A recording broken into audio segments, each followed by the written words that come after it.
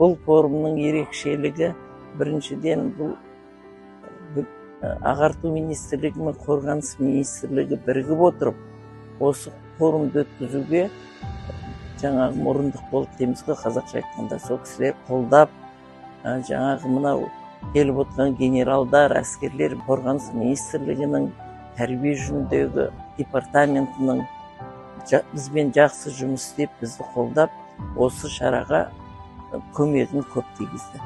Сондықтан бүгін міне келіп отырған балалар Қазақстанның түкпір-түкпір бәр облыстарында. Бұл іс-шараның тағы бір ерекшелігі мынау 25 қазанда Республика күнінің қарсаңында өтіп отыр. Осы Сағадат Нұрмағамбетов атындағы институттың базасында сонымен қатар бір тұтас тәрбие деген бағдарлама қабылданды Қазақстан бойынша. Сол бағдарламаның іске асыру сондай мақсатта бұл форум өтіп отыр. Осы әскери мамандығына, елімізді қорғайтын азаматтар тәрбиелеуге, институттарға, колледждерге бағдар беру осы мақсатында болған, сол мақсатымыз іске асты деп ойлаймын. Біздің қазір осы жас патриоттардың 50 шақты баласы колледжде, институттарда оқып жатыр.